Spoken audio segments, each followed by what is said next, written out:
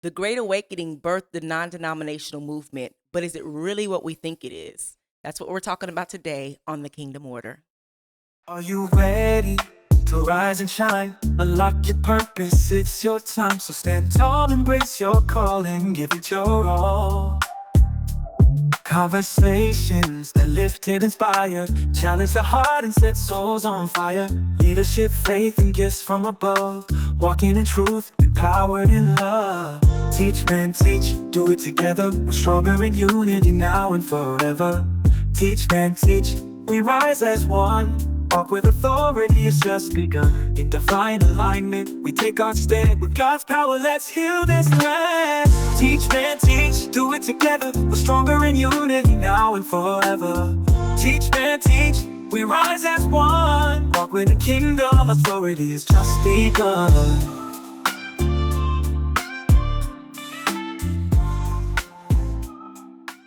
Welcome to the Kingdom Order. I am your host, Dr. Deweylla. And I'm Dr. Kevin. And we are back with the final part of the series, Denominational Damage. Yeah. So go ahead and you know what to do. Hit that like, subscribe, notification bell, all of the good things. And we're going to get into this today because this is the climax of the entire series that we've been waiting to get to. Remember, I told you, I believe in part 1, I said, yeah, if we ain't hit on your road yet, don't worry, we coming. We coming down your street. As one of my favorite pastors would say. Right. I'm coming down your street. So, don't worry. We gonna get there. We getting there. We get there. So also I want to ask something real quick in there. Sure. If you have not yet subscribed to Spirit of Truth Ministries, because I know a lot of people are watching the videos, but are not liking and not subscribing. So we want to get those algorithms up. So please go ahead. Make sure you like that.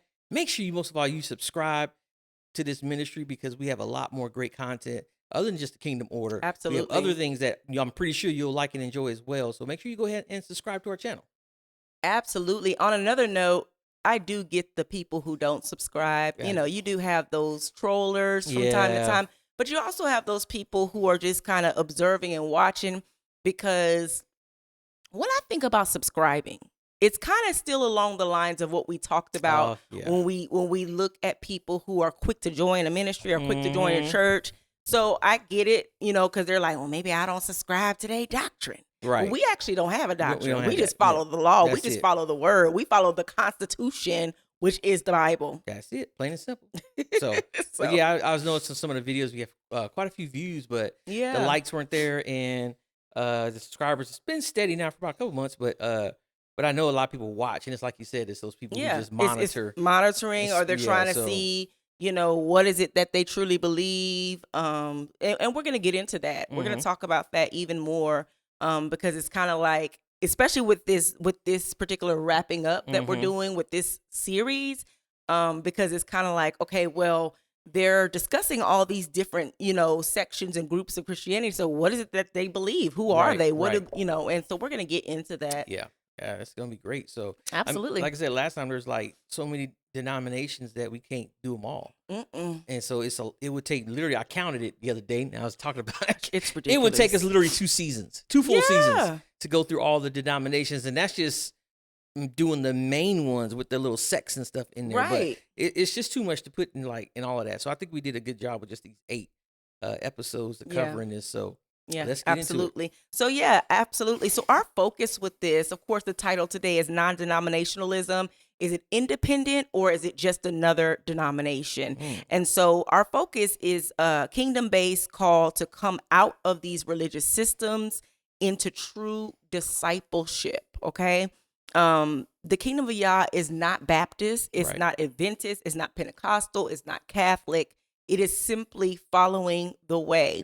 And a lot of people will say, you know, well, the early Christians and early Christianity and early. And when you talk about that, you're really talking about a time period after, you know, the death of Yahushua, after he ascended. You're talking about a time period after the temple was destroyed in 70 AD, when these councils began to get together and make decisions on how they were going to incorporate the Greeks. Right.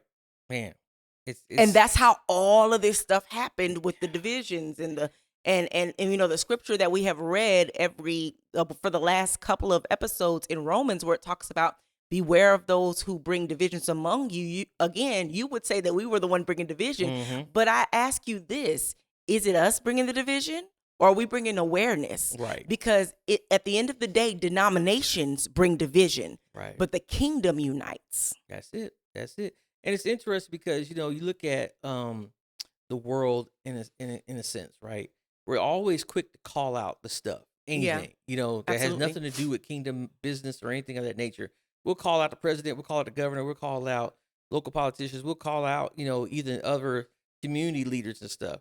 But when it comes to the word, we won't call out the falseness that has been indoctrinated into many of us, into our beliefs and stuff. We won't call that out. In other words, we'll double down on it. Yeah. We'll double down and stick to it because that's what we know and stuff. And we refuse to educate ourselves and get a little more insight into what it is we're doing. Right. And that causes, that goes along with what you just said in the last statement. It brings it all into taking you off the cliff pretty much. So. Yeah. And many people are afraid to even call out things that they may even know is heresy, only because of the fact of the control. That's why we're calling this denominational damage, because the control has you in a place where you feel like, oh, I'm being out of order. They always preach about order. They always preach about honor. Submission. Yeah, and all of these things. And so it puts you in bondage, essentially, to be able to question, well, what you preached today, there was something you said in your sermon that this scripture doesn't say that, Don't say that. And nobody is, well, I won't say nobody. There are people who do speak up. There are people who do say these things. And there are probably people that do it and we would never know because they do it, in private or take the person aside, which is commendable. Right. If you're a person that does that, I know there have been times where I've taken people aside and asked them and questioned about the doctrine, or even brought correction to people whom the Father told me to. Let me say that part. Who I had an unction in my spirit to address. And I've said this before on one of my podcasts, is that I remember some time ago there was somebody that I was affiliated with that put this post up on social media, and I inboxed her and was like, "Hey, what is this? What are we really talking about here?"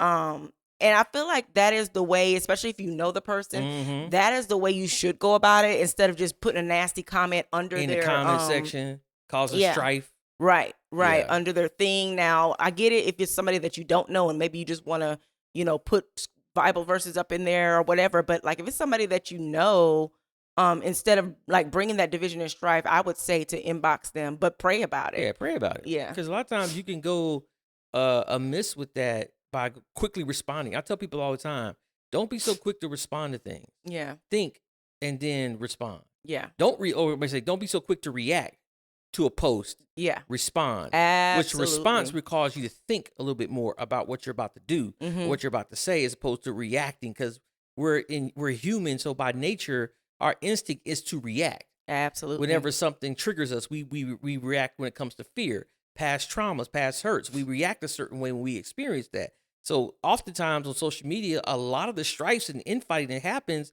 is because someone quickly reacted without responding properly. Ooh, come on, talk and now about you got it. a whole bunch of, it's happened to me a couple of times. I've had several people come on my post and react, and I could tell when I look at it, oh, you just reacted out of your flesh. Absolutely. Or you reacted out of the doctrine Right. that you were taught. And so you're literally trying to combat the word of Yah with your man-made tradition. Yep. And all that's so heartbreaking. And then you have literally, it's heartbreaking because then you have like a whole group of people who got your back because y'all have all formed this denomination, you formed this community, you formed these councils, these fellowships. There's a fellowship called the Fellowship of Evangelical Christians, or Fellowship of Evangelical something. And so, like, yeah, you have all these people who are going to back you, the Zionist movement. I mean, it's so much stuff out there. Yeah. And so, I mean, in a sense, it's kind of like how you have these cults in the secular arena with, like, I know many people have heard of the Beehive, which are all the people who are, behind Beyonce, or the Swifties, or the, all of that is this kind of essentially the same kind of thing that you do in what was supposed to be the kingdom. Yep. That's true. But it's a group of churches and religion. Oh boy. So we're going to open with this. The main groups within Christianity, like my husband said, we couldn't go through all of them. But the main three are Catholicism, Protestant, and Eastern Orthodox. Okay. The other groups, which also are another three, so altogether 6, Oriental Orthodox, Restorationism, and the Church of the East. And so what we primarily covered in this series was Protestants and Restorationists, which is the 3 that we just came out of. The Protestants, we broke it down that they basically came from Catholicism, but retained practices from Catholicism, such as the garments that they wear, crosses, ceremonies that use objects that are held sacred. Right. So at the end of the day, you still came out with some of that. You still Catholic. You still Catholic. You still Catholic. I mean, He just gonna tell you like at the end of the day, you still I mean, Catholic. you look like it, you sound like them and Yeah. stuff. I mean, we see it all the time and stuff. It's like to me, it's like man, and you know, one of my things I always say about, especially when it comes to black churches, when I see black churches do this, I always see like it always grieves me because I'm like, man, you are really taking on the image of your oppressor. Your oppressors, yeah. And it's like, and when you understand like what we gone through the series and what they have done, especially like the Catholic Church, you understand that fully. When you start dressing like them, you are dressing like your oppressors. Right. Your original oppressors. Right. And so at that point, it's like, man, I don't even know what to do anymore with y'all. My. Can't be a part of that. And it's an issue because a lot of people, I know people who will say, well, yeah, they'll admit like, yeah, there was some dark stuff that went on or whatever. That was in the past. Yeah, that was in the past. And, basically you try to take a word, which is the word Christian and Christianity, and make it something that it wasn't founded on. So this is its originality. This is its foundation. This is where it came from and how it was forced upon us. And it distorted the original faith. But because you feel like you do good with it, that doesn't matter. You can't separate the two. Okay. It's like the law of first mention. Yeah. And the first time you mention it, it's like what it actually means. And Right. stuff. And so the first time you see it, it's typically what it is Yeah. and stuff. And you try to dress it up and make it something else. Come on. It's still the same thing in nature. You can say whatever you want to say about Right. it. But it's still like, it's like how money, when you come outside this country, I've heard people say this on some videos on YouTube a couple of years back. It was like, Christians here in America are very ignorant to a lot of things. Because when you go outside this country, the world is much different. Absolutely. It's very different from how you see it here from an evangelical or Christian's perspective. When you get outside the world, there's other denominations that you've probably never even seen. And they probably understand a lot more, as well as some Christians outside this country understand a lot more about the faith than what we in America do and stuff, because we have made it glorified as being something of nothing but blessings and honor to do this and stuff. But you don't realize that he's still a God of judgment and destruction and wrath. It's Like, almost I'm not going to say it's almost. Compared to what you just said of people outside of this country, the westernized version of Christianity is a fake faith. it sure is. Because they got to have real faith out there, because they really battling like real witches and stuff. warlocks. Yeah. Like this is like little bitty demons that we got over here. Yeah. Like you see somebody floating in front of your house, you probably going to lose your daggone mind and I'm just forget to saying. call on the name that's above all names. My Because your fear has not yet experienced something that you cannot explain. Come on. And that's a whole different mindset when you talk about going to Africa. Oh, I want to go to Africa. Yeah, you want to go to Africa, but do you realize there's really flying witches there? Yeah, and witch doctors. And witch doctors? And do you really understand that this is there? Why are you talking about going to spread the good news? Are you prepared to do the fight? Because most of them don't even know where their weapon is. Let me tell you. Don't get me started.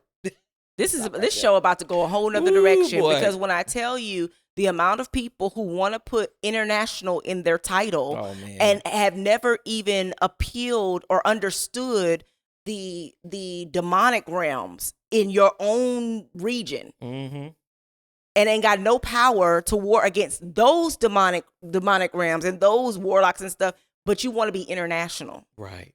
Like, please sit down. Better yet, I take you one step further. You would have put international in your name, but you don't even have a passport. Make it make sense.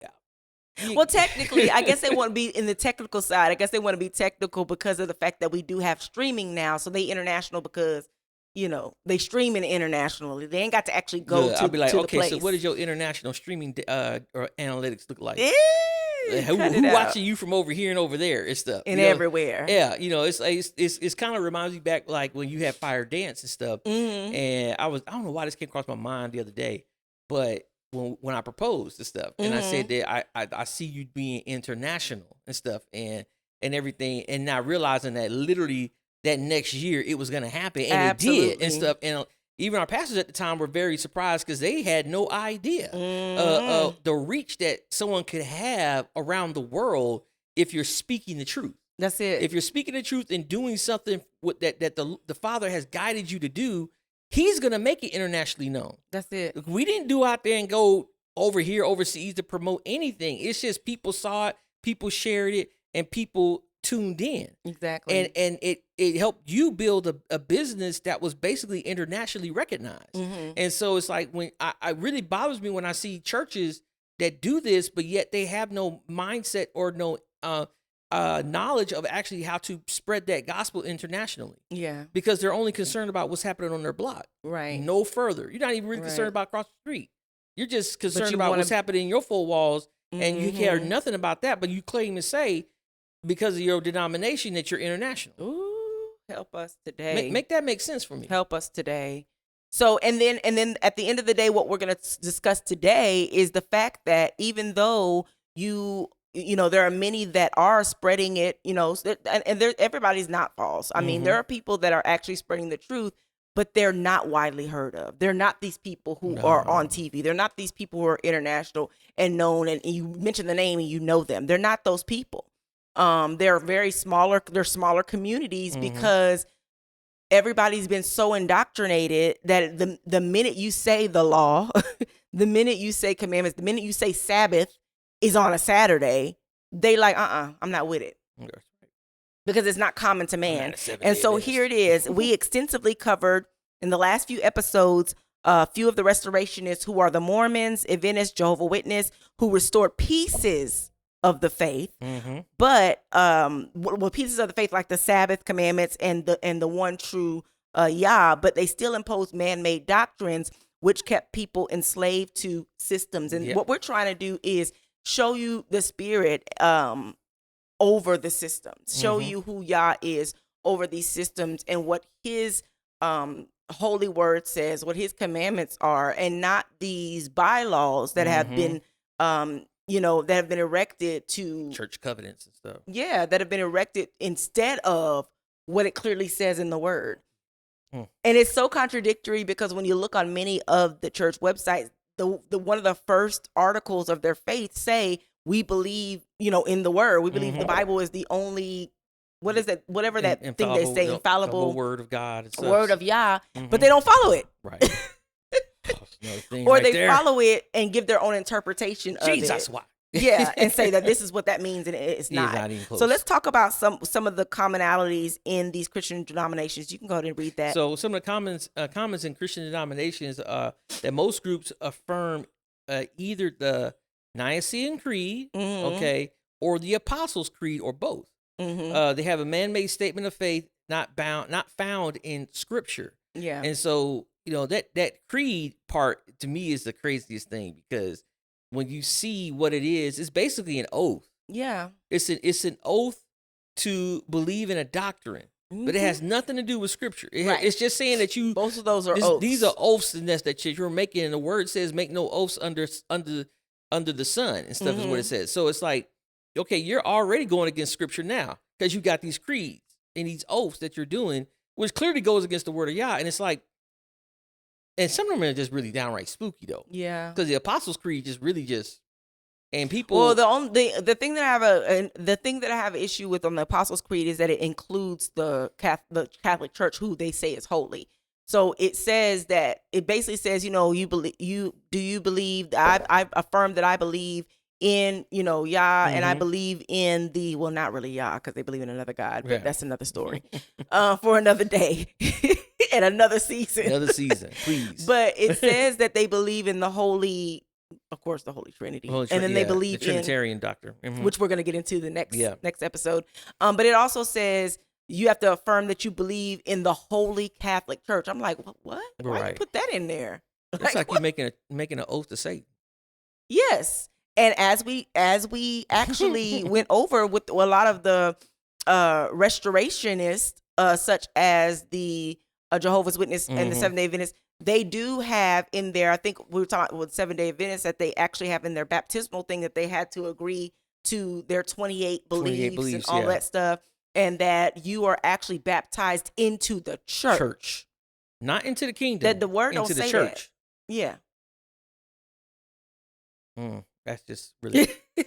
So one of the other things that they do is the denominations often defend traditions rather than align with scriptures, just like you were saying. So it's like you're taking getting baptized into the church. Now, when you read those 28, because we didn't go over all of them, when you read it, you'll understand clearly what they're literally saying is that it's that fellowship of the church, not the overall church, the ecclesia. They're talking about that fellowship of their doctrine or their beliefs. Connection or whatever organization structure they have. You're baptized into that system. Right. So there is a stark difference between that. And so what does the Bible say about it? Well, in Mark chapter 7, verses 7 through 8, it says, in vain do they worship me, teaching as doctrines of commandments of men. Yep. Right there. It's right there in the word. It's telling you, right? Plain and simple. Doctrines of men and stuff. And then we have a second one here, Colossians 2 and 8. It says, beware of anyone who cheats through philosophy and empty deceit. Now, this is one of the scriptures that I'm always cognizant of. This one, because it's like, you see it a lot, and it really mesmerizes me that people don't even understand, like, you're being basically deceived and stuff. And so it says, be aware of anyone who cheats you through philosophy and empty deceit according to the traditions of men. Basic principles of the world and not according to Mashiach. Yep. Plain and simple. Plain and simple. Especially because of that word philosophy, because, again, there are a couple of places where I looked on websites for some of like these mega churches, and it clearly says our philosophy is. Right. And I'm always cognizant of that because I think I can't remember what episode we talked about it, where a lot of the pastors have PhDs and stuff. Yeah. That's a doctrine in philosophy. So you're basically a philosopher of the scriptures. Yeah. So that means you can pretty much interpret what you want to interpret as long as it sounds good, put it in it, and it resonate with people. Oh, you're a real doctor. Yeah. But you're just doing what the Greeks did. New thought. New age thought process. Is all you're doing. I think that's what's really wrong with the church today, is because we have put more weight on someone who can philosophically exhortate the scriptures. Yeah. As opposed to instead of it's plainly interpreting and guiding through such. Yeah, the exegesis. And stuff. And so it's like you get to this part, and I really have a problem when I see preachers try to make be philosophical with the word and just kind of like give you these allegories and stuff that don't really help you understand anything, but they sound good. Yeah. But you come out more empty because there's no substance to it and stuff. And then next thing you know, now the church is repeating a phrase that was philosophical, and now they made it their mantra. Right. To me, that really bothers me when people do that kind of stuff. When there are scriptures that are written literally, you can't make allegories out of that. Like you sure can't. We talk about how Yahushua spoke in parables, but even when he spoke in parables, he always explained it. He explained the parable to his disciples. He explained the parables to the disciples. So he spoke in parables, so you feel like you have to interpret that. No, you don't. No, you don't. Because you just need to read a little further. You need to read the whole chapter instead of a couple of verses. Right. That always gets me. It's like, even when Christ even said why he speaks in parables, he said, but I'm going to make it plain for you, speaking to the disciples. That's the part she's talking about that we miss. We miss that part. And so you get that first part where Jesus is saying, and you stick with that because it's the words in red and stuff that, whatever. But then you forget the part of where he's explaining it to his disciples. Absolutely. You think that's just there just to be there? No, that's for us to understand what it is. And we miss it every time when we try to make it something else. It's like kind of case in point. I know you don't like all this. The other week there was a controversy at a women's conference where the speaker said strongholds are for strong women. Strongholds are for strong women. Now, this is we all pretty much. Hold up, you got to finish that statement. Then she says, so the hold got to be strong because the woman is strong. Right. Continue. Yeah. Sarah Jakes Roberts. But anyways, that's the kind of nonsense that we deal with. It's like, because you're hyped up in emotionalism and you're trying to be philosophical, but what you're being philosophical about is basically preaching bondage on the people. Doctrines So now of you're saying, okay, you know what, it's okay to be in bondage because you're a strong woman. Basically, That that's makes what she sense. said. That don't make no sense. And I think that really caught a lot of people off guard, because this has only been a few weeks after you took the head of the church and stuff. And so it's like, now you're out here doing this. Like, wait a minute, hold up. Wait a minute. Your daddy is who now? How do you come up with that? Like, make that make sense. But this is that vain glory and deceit we're talking about here in Galatians 2 and 8. It's like, it's right there plain in front of you. Yeah. And all the people that spent all that money to go came out there probably scratching their head like, I don't know about that, right? I don't want to be in bondage. Nobody wants to be in bondage. I'm not sure of anyone who, the videos that I have seen, I'm not sure if anyone who actually was there and went are speaking against it. The videos that I've seen of the people that are speaking against it, they didn't go. Right, because they weren't under because they're like, oh delusion. yeah, we're not under that delusion. So I've yet to see people who have gone and said, you know what, that was a waste of my money. I shouldn't have done it. Like, this was, I more so see the people who went try to defend it. Yep, I've seen that too. And I'm which is like, crazy to me. That's the problem. But here's my thing. I don't know how many people went to this event, because I know they have like thousands of people who go. I should have looked that statistic up. But in that very moment, that was probably one of the most profound things that those people felt like she said, that were under the strong delusion. Remember. And they were very, because I even saw somebody who defended the whole boots on the ground. Thinking that they did during the, I guess, because they did it during the intermission. They were saying it was just during the intermission, and they didn't even play the whole song. They just played like, a couple of a minute and a half of it maybe. And it was just like an intermission time, and there was nothing wrong with it. And then we got back to business, I guess. But the issue is that you played it at all. Right. And you played the original lyrics, and like one woman was saying, I'm not thinking about church when I'm listening to that song. Right, exactly. I'm not thinking about the things of God when I'm listening to that song. So what are you really promoting here? Oh, Lord Jesus.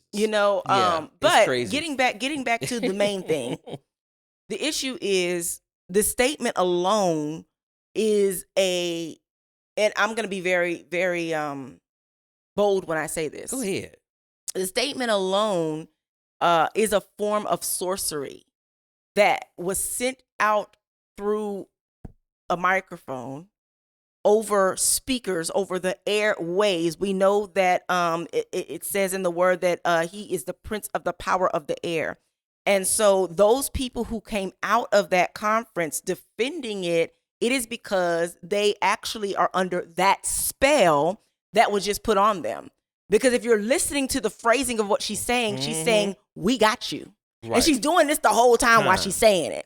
She's saying that we got you. We have y'all under a stronghold. That's what she's saying. Yeah, they spent $1,000 to get to that conference. Yeah. We need y'all to keep coming. We need to keep getting your money. First of all, these people are already rich. We need to keep getting your money so that we can keep bringing you into this emotional delusion that you're in. It's just cycles of emotions. Year after year after year after year. It's just mind. And this all goes in with this denominational damage. I'm going to tell you how. First, I want to ask you this question. Are we worshiping the Father in spirit and truth, or are we clinging to traditions that keep us bound to man's systems? Because it is a system. It is supposed to be the body of Mashiach. It's supposed to be a living organism. But we've made it an organization. We've made it a system. We've made it all about honor and rules, and this is how we do it over here. This is, for the culture, because when we do it in the black sense, black church, black community, there's a whole culture to it, but none of it aligns with heaven. None of it aligns with the kingdom. He says, as in earth, as it is in heaven. But I don't think any of that stuff that is being done is mirroring. It ain't nowhere near heaven, because they're not even connected to the source that's in heaven. Come on. They connected it to their flesh, into this realm. And they believe that they have all they need here on earth. While you have people in your congregational seats that are hungry, Yeah. that don't have jobs, don't have cars, don't have transportation, but they're coming there seeking a breakthrough, and all they're doing is watching you cast spells over the people to get them out of their money still. And it's like, to me, that's always been something that I've watched for years. It's always been one of my things I've like really strongly adamant against and stuff. Right. It's like, because I'm like, I'm a firm believer, if there are people in need in your fellowship, you need to help them people. Mm-hmm. Don't sit here and put stipulations on them. Well, when was the last time you had a job? That's not really your care right now.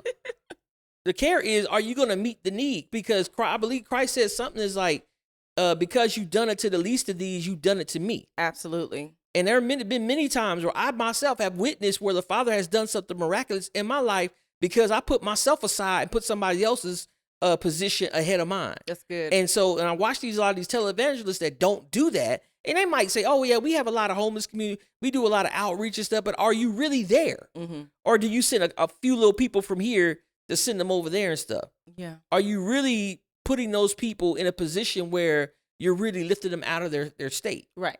Or are you just holding to your system? Mm. Most of these people are motivational speakers, I'm telling you. Yeah. But that thing that she said, I don't know how that was motivation at all. No motivation. I ain't trying to be in no bondage. So let's get into this non-denominationalism. Yep. Now that we've covered, again, these movements with Protestant and restorationalists, what you need to know about non-denominationalism is that it actually was birthed out of the first Great Awakening. Mm-hmm. Remember last week we talked about the second Great Awakening, which is where the Jehovah's Witness mm-hmm. came from, Mormons, they came out of the second Great Awakening, and they were called restorationists. Well, this is from the first Great Awakening. Mm-hmm. Non-denominational churches claim no affiliation, but often fall under evangelicalism mm-hmm. or megachurch networks. Okay, so they claim that they're non-denominational, which means they have no affiliation with the Nicene Creed, mm-hmm. the Apostles' Creed, all of those things. However, and I can speak to this because I've been a part of several non-denominational churches. When you are in a denominational church, it often takes on the spirit of whatever that leader came out of. Yep. Whatever denomination that leader came out of. Mm-hmm. They bring those foundations with them. Yeah, it does. And I think when one of my pastors here that I really respect and honor and stuff, when he started his church 20 years ago, matter of fact, we just celebrated 20, right? Yeah, a couple months ago. When he started it was considered a non-denominational church. But here's the issue that I saw with this for many years when I was in this fellowship. It had very strong Baptist roots mm-hmm. because he came out of a Baptist church. Even to this day, those roots are still there. Yeah, they hold on to the Baptist doctrine, which comes from Catholicism. Which comes from Catholicism, which in a sense, so you're truly not non-denominational, right? Because if you were non-denominational, you wouldn't go back and reach for them Baptist things. Come on, you wouldn't go back and reach for them Kojic things. You wouldn't go back and reach for all these things just because this is back in the day. This is who used to have church mm-hmm. and stuff. You wouldn't do that and stuff. And so it's like, it's really, and I'm just speaking for the black church in this because I see the black church struggle with this more than any other church and stuff that claims to be a non-denominational church. Because they're looking for identity. Right. And so because they're looking for identity, so they go back to the very thing that they already know, which is like a dog returning to his vomit. It's like you were sick of it, you left it for a reason, but then you go back to it every now and then when it's convenient. Help. And to me, that's like, it's so crazy because like you're really not reading the word and really holding on to what the Father is telling you to do. Right.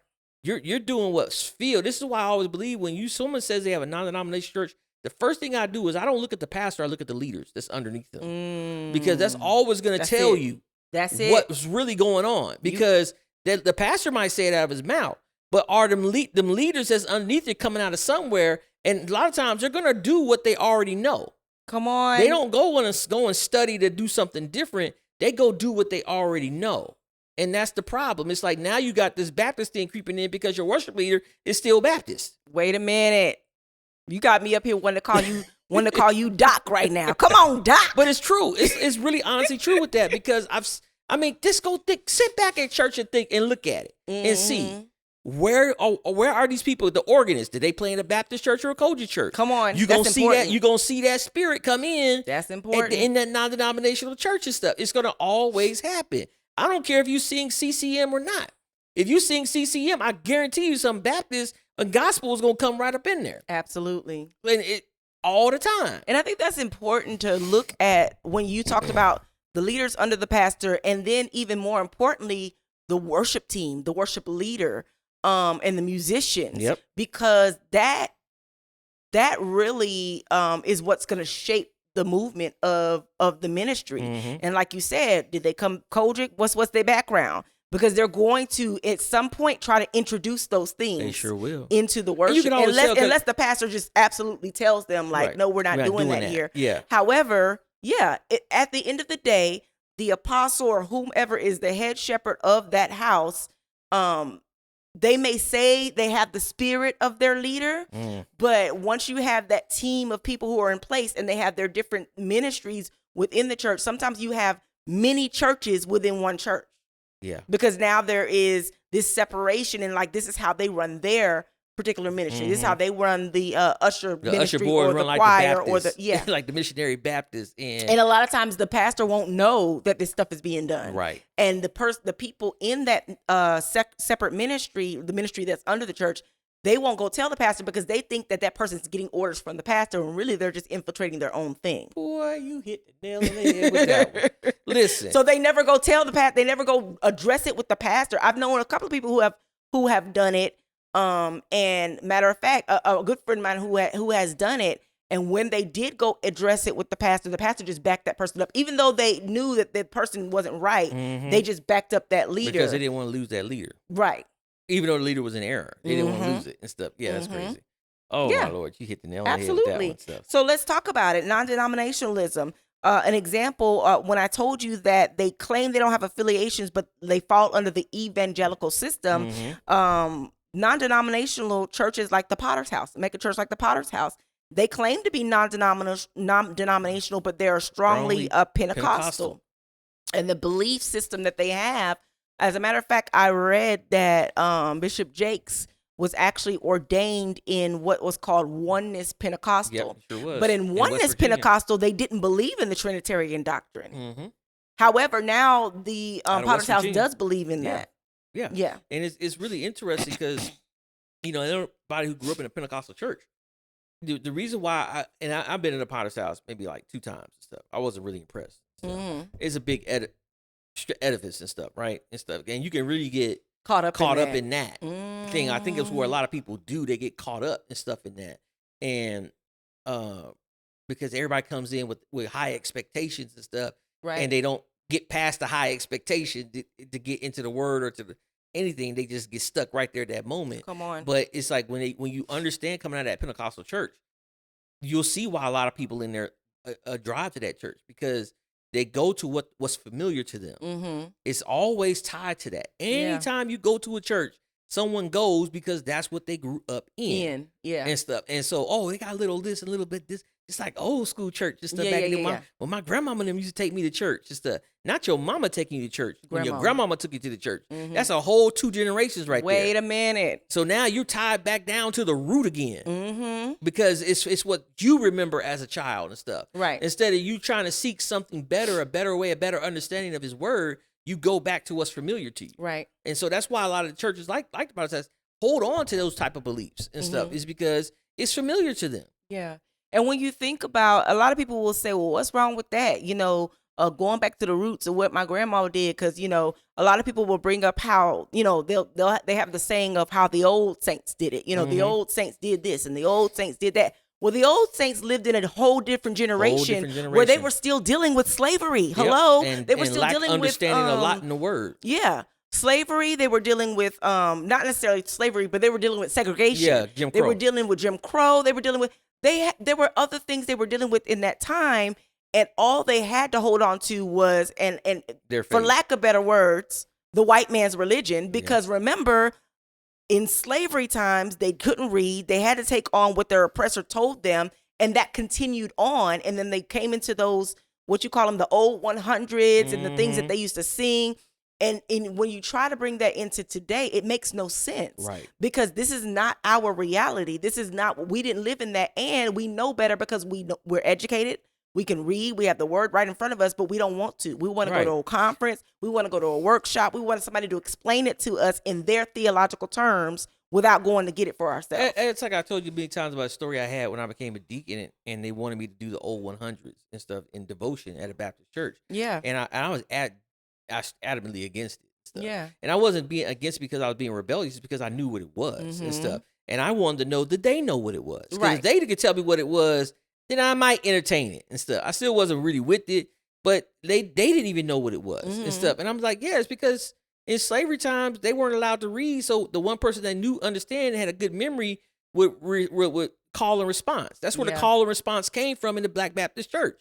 It came from the slave masters who were telling the slaves how to sing the song, and they would repeat. And we just kept doing it. And some Baptist churches still do it in their devotion today and stuff. Yeah. It's like, you wonder why you can't get past certain things in your congregation because you're still holding on to 400 years of slavery. Help us. I mean, make that make sense and stuff. And so, one of the songs in particular that I really had a problem with was God, Thee, O That Great Jehovah. Okay? Great song, but when you actually listen to the words, you wonder, I'm not going through no barren land. Right. I'm not sojourning or pilgriming through a barren land. Help. I'm at a land that has milk and honey. Yeah. I have resources. My parents didn't have that. So I look at things like this, like my father finished high school, but my mom didn't get past the 3rd grade. So she only had a 3rd grade education. So now how am I supposed to do church when my own mother only had a 3rd grade education? Come on. So it's like, so now if I'm holding on to what she's saying, I'm going to miss some things. Help. And so am I going to do better by doing what she told me to do, was to do better than she did? Okay, so yeah, I'm going to finish school. I'm going to go on and do this stuff, but I'm also going to read and get an understanding for myself. That's it. You cannot stay in a place where you are, where you only have a relationship with the God of your mother or the God of your grandmother. You have to have your own relationship. And as you were speaking, it just reminded me of, and I know we've talked about this before, it reminded me of that old thing where there was that tradition of passing down that ham. Oh, yeah. Where they cooked the ham and the person would cut it on each end, and every single time, and then finally somebody asked, well, why do we cut both ends of the ham? And they're like, oh, well, they only did it because they didn't have a pan that was big enough. Right. And so this is the thing with the old 100s. Like, they never nobody ever saw it see, like, okay, why are we still singing this?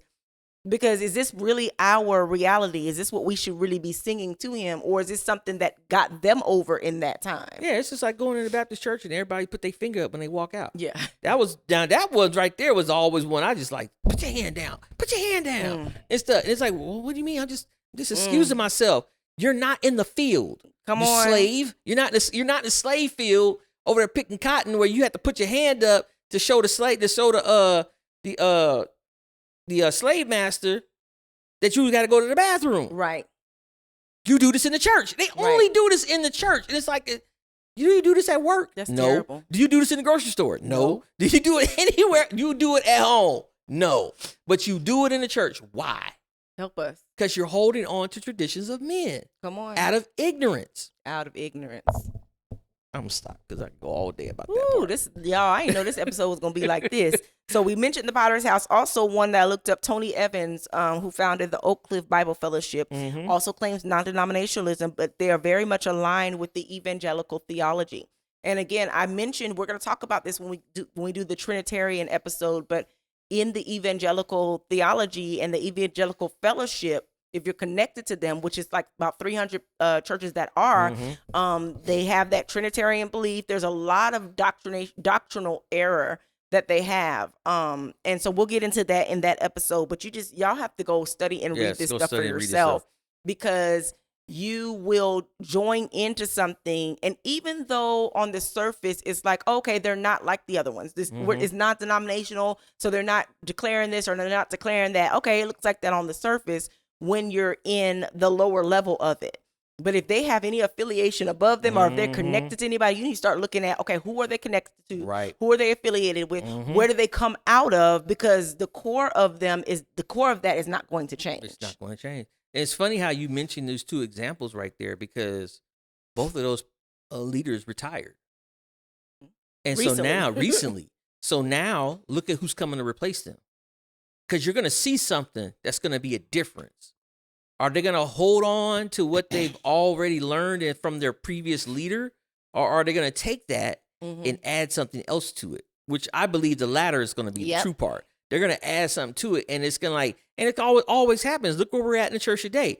It's types and shadows of what once was. Ooh. It just keeps changing, adding something to it. And now you go back and look at it in 60 years, you're like, this ain't what I grew up under. It's something completely different. Right. That's how we do it. But, yeah, I believe they're going to hold on to parts of it, like how we started. The way that we started this episode was talking about that with the Protestant. Like, okay, you came out of Catholics, but you still really kind of are Catholic, you know? So they're going to hold on to a lot of those things because that's how they're going to retain the members who were actually loyalists. If you change to it too much, they're going to have people rebel and they're going to leave the church. Next thing you know, you got 10 people sitting on the front row. Because I don't doubt that. Even though you probably won't see it, it won't look significant to you because there's so many people who are connected to specifically the Potter's House with Bishop Jakes. But I don't doubt that there's going to be people that don't go anymore. Oh, because it started happening before he retired. There are people that are more loyal to the actual pastor than they are just coming to fellowship. Yeah, you had some affiliations that left that changed their affiliations once he said he was going to retire and stuff. And some other stuff, that other church that's in North in Denton, I think, or something like that, that was affiliated with them. They changed their association once he said he was retiring. Wow. And stuff. And you look at it like this, even before he retired, when the whole Diddy thing came out, people stopped going then. Yeah. And stuff because it's like, okay, wait a minute, my pastor was at the Diddy. Yeah. Like, what's going on? What's going on with this now? I don't know if I want to be a part of that kind of party, you know? And so that the numbers started dropping in, and you could see it on TV. It was evident that something was changing there. And so now you have a different leader. I know there's a lot of people that suddenly left because of that. Yeah.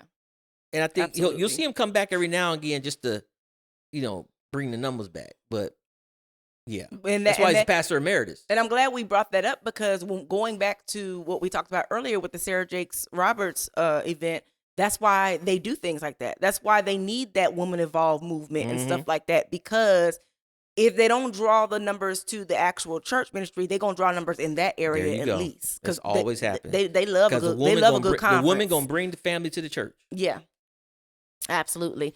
So let's talk about some of these criticisms.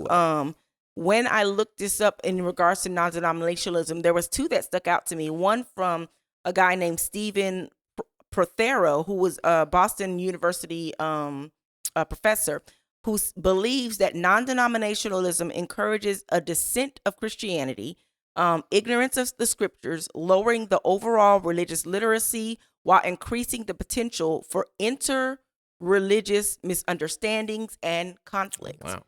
I agree with that. Yeah. Now, the part where he says it encourages a dissent of Christianity, I needed to encourage that because we don't need the label of Christianity. Right. However, when he talks about ignorance of scriptures, lowering the overall religious literacy, I believe that fully, because when they established the non-denominationalism, it was basically saying, okay, we're not going to go by that creed, we're not going to go by this creed, but you really did start interjecting like your own kind of way of how you worshiped and how you did stuff, but it was just another interpretation of like, this is how we're going to interpret scripture. And I think a lot of people who are in that non-denominational, they don't really know what they believe. They don't really, they just want to worship. They just, we just love to go worship and be that scripture they always want to use in Hebrews, don't forsake the assembly of the saints, be among their brethren and stuff like that. But then when it comes to these issues and you are confronted with people like Mormons or Jehovah's Witness, you really don't, you don't know the apologetics, you don't like know I apologetics. said. Yeah, it's really, because your thing is all about having having good church. That's what it's all about, is having good church. It's because it's all emotional. Yeah. It's like you said, lowering biblical literacy is a thing, because right now it's the filled with issue. emotionalism. It's the main It's issue. the main thing. It's filled with emotionalism, so it removes biblical literacy. Therefore, you don't know how to make it through your own trials and tribulations. Except for to run to the church so you can hear a word that tells you that strongholds is made for strong women. make that? Oh my God, that's a good one. Like how you did that there. That was a great one. I mean, what are we doing? What are we doing? It's wild, but oh my God, that's crazy. Yeah, man, that's what it is though. And I guess I don't know. It's like I pray one day we'll come to an understanding and get that. And that's been one of my prayers for the past decade. Is that my people who are called by His name humble themselves, seek His face, and pray. And turn. Turn. That means turn from what you're doing. Mm-hmm. I guarantee you He's going to heal a lot of people, and He's going to heal the nation. That's it. That's basically what it is and stuff, because we're doing all this stuff thinking we're doing it in His name, and we're not. Sometimes I had times that I do want to go to church sometimes. I'd be like, I go to a Sunday service. But then I sit back and think about, I don't really want to go. Because it's like, I know if I go, I'm going to go and, because I just go to just the fellowship, really. Right. I'm sounding my word already. Yeah. There ain't nothing you're going to say that's going to change me and stuff, because I'm already, and some pastors already knew that when we came in. They already, he's already got his stuff. Yeah, because I've spent many years studying this stuff, and it's like, you could do all this hooping and hollering, jumping up and down, pushing people down, throwing oil, singing oil, throwing sheets. You could do all that stuff and everything. But if you can't give me the actual word, it don't really mean nothing to me. Absolutely. Yeah, it's different. Blowing hot air. Another person here, Stephen Harmon, who was a Baptist theologian, he said, there's no such thing. He argues this. There's no such thing as truly non-denominational, because as soon as decisions on worship, Baptist, communion, etc. are made, it places churches in a specific type of denominational tradition. Does. It goes back to what I said earlier. It's really going to take on the trait of either the main leader or the leaders directly under them. Underneath the leadership. Because when they began to make decisions on how, how we're going to do the ministerial part and how we're going to do all of the things, it's got to go back to the foundation of what they came out of, whether it be Kojic, Pentecostal, Baptist, whatever. They're going to bring those pieces in with them. I remember years ago, I was working with a church and updating their media ministry. This is probably about 20 years ago. And I remember talking with the media ministry people that was running the media ministry and the leader over that ministry at the time. And I was giving them some pointers on what to do. And I said, okay, first of all, we need to upgrade some equipment and everything. And their first thing was like, yeah, we don't have no money for that. But I'm sitting here looking at this huge building. Y'all just spent $12,000 on getting projector screens up in the church. Well, but you don't have no money for a computer. You don't have no money for a camera. And I started realizing, I know what I'm dealing with. I'm dealing with your governmental system within your church that tells you don't have no money, but really they have a bank stacked full of money. For other things. That they think is more important. Yeah, like the choir robes and the organ and the drums and stuff. But they want to do the media ministry, but they don't want to spend no money on it. And I admit, I fell into that trap one time too, where I took all my business equipment and basically utilized it in a church. And I had two other friends that did the same thing and stuff, because they weren't gonna get it and invest in themselves. So, but they still wanted to work and stuff. And so it's like, okay, I just go ahead and use this and stuff to get this stuff done, because I'm tired of them not doing it. Now you stuck in 3-4 years in. The moment you leave that ministry, where's the equipment at? It's mine. I bought it. It's like, because you didn't want to invest in it, because you're stuck in this way of thinking, well, God will provide. Yeah, He gave you offerings. That's it. But you don't want to use it for what. And let's address the other side of that coin, right? The flip side of that is you do have ministries now who have invested in those things. They got all the best top-notch equipment, but their word is empty. Lacking. Like they were. It's all performance based. Yeah. Absolutely. And I'm going to literally, there was a ministry that I went to. I'm not going to name the church, but a church that I went to in this area that, just like what you said when you went to the Potter's house, I was enamored with the edifice. I was enamored with the theatrics, like the lighting and the everything, this and that and the screens and everything they had. And I went, after a little time of going, probably like a month or so, I realized after I was over all of that stuff, I was like, okay, now. What else is there? Yeah. Like, what is the like? I know which one. I know half the exactly which one time, you're talking about. I never even saw him open his Bible when he would talk. He would just say things, Good and they morning, would show like a people. little commercial of something. Oh yeah, like, 'cause they were media was all on point. into the theater. Their media was way on point. He would come out. I mean, man, the lighting was. I mean, it was amazing because it was like everything is timed, everything is down. Mm-hmm. So he would come out and he would say something, and then they would dim the lights, and your attention would go to a screen, and then there would be a screen of like a commercial or something that would show a promo. And then after the promo, when the lights came back up, there's a people singing in front of you. Like, it was a whole thing. Like, it was a whole thing. But again, after, because I'm on, you know, I love the thing. I love, you know, some parts are performance based.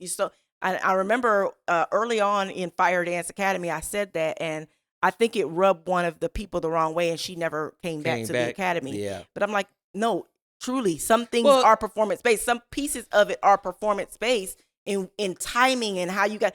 But it's so much so to the point of the word when it gets to the point of the word being lacking, it's like, nah. Yeah, it's crazy because I even went to that ministry with a friend of mine when they branched and opened a location in Dallas. Mm-hmm. We went up there one year, years ago, and it was their first service. I never forget. It was, matter of fact, it was Resurrection Sunday, and it was their first service that day in that building. And I'm sitting here like, okay, is this gonna be like Austin? Because that's my first thing. It was a way smaller building. It's like, okay, it wasn't like Austin, but they had the smoke machine. That kind of made me like, I don't know about this. It's like you conjuring up something. But then as soon as I said conjuring up something, my friend elbowed me. He's like, stop saying stuff like that. I'm like, no, something's at that point. I realized, oh no, something's off. I didn't know what it was, but something was off. And so we sitting around because her father was the security for the pastor. And we're hanging around after the church. I'm meeting the pastor, meeting his wife, and then a nice couple of stuff like that. Don't know where they are now. But my friend's father was standing right there as security, and he looks at me, and I look at him, and then we both look at this lady standing on the side walking our way. And that's when I realized her father had real strong discernment.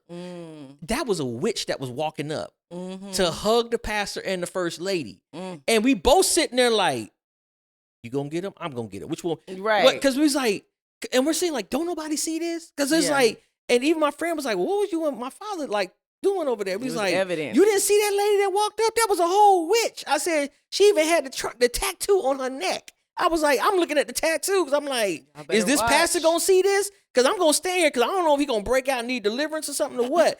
But I knew it wasn't right. I felt it in the spirit. But it was the theatrics that everybody was caught up in. Yeah, you're that so they missed. They enamored with missed the witch walking in the door. You're so enamored with it. The smoke machine, I felt the lights, shift everything, when she walked in. Yeah, and you don't even realize what's happening. What's really happening in the atmosphere. So let me just give you these scriptures because we gotta wrap this up. Key scriptures: 1 Corinthians 1:12 through 13 talks about, is Mashiach divided? Was Paul crucified for you, or were you baptized in the name of Paul? In other words, being baptized in the name of people or being baptized in their name of their doctrines or into their church is not of Yah. It is not anything that he ever said. He said in the name of the Father, Son, and Holy Spirit, not in the name of a church or a person. Also, John 17:20 through 21, Messiah prayed for his followers to be one, not divided into systems, yet you have all of these different religions. We didn't go through all of them because let me tell you something. Go ahead. When you go look up the word, when you go look up this, Christian denominations, that page, if you look in Wikipedia, that page is so long. Oh my God. Because even when you break down like Lutheranism and Calvinism and all that stuff, under each of them is another group of sections. There's different kind of That's why I say it would take 2.5 seasons to do the major ones. Because it's so many of them. But the crazy part about it is everyone takes a piece of something from all of those. Yeah. And come up with their main one and stuff. So the religious systems divide, but the kingdom unites. That's the whole thing of this whole series was. We don't want to divide, we want to unite. Yeah. And non-denominationalism is still shaped by denominational systems. Still shaped by that. The Father is calling his people back to the truth, back to obedience, back to his spirit. John 4:23 says the Father seeks worshipers who will worship him in spirit and truth, not man-made rules. There you go. Man. I hope you've enjoyed this series. I know I have. It's been a wonderful 2 months, I think. Almost 2 Yes. months going through this series Absolutely. and stuff. So if you have more topics that you want us to discuss, you can email us at based on our website. You can email us at info@sotrr.com. Yes. Me and Dr. Deweylla, we check those emails and stuff. If you have a topic you want us to discuss that we haven't talked about yet, shoot us an email. We'll love to do some research on it and bring it to the people, because that's what we're here to do, to help Absolutely. bring back order in the kingdom and stuff. So It's the kingdom order. yep. So before we get off, make sure you go ahead and like, share, and subscribe to our channel. Make sure you share this with your followers. If you have caught us on Spotify, you can catch us over there on TKO Yes. Podcast. And you can also find us on Apple Podcasts. Just look for my name, Dr. Kevin Malone, or the Kingdom Order Podcast. You'll find it either way on there and stuff. So again, thank you all for tuning in with us this week. We'll be back next week with a new topic, new show. Yes. And probably something that's gonna be more heavy hitting. I'm feeling it in my spirit, so we're just gonna do that. So, anyways, we love you with the love of the Lord. Peace. To equip you, ready to lead, planting the word, sowing the seed in divine alignment. We take our stand with God's power. Let's heal this land. Teach and teach, do it together. We're stronger in unity now and forever. Teach and teach, we rise as one. Walk with authority, it's just begun. Teach and teach, do it together. We're stronger in unity now and forever. Teach and teach, we rise as one. Walk with authority, it's just begun.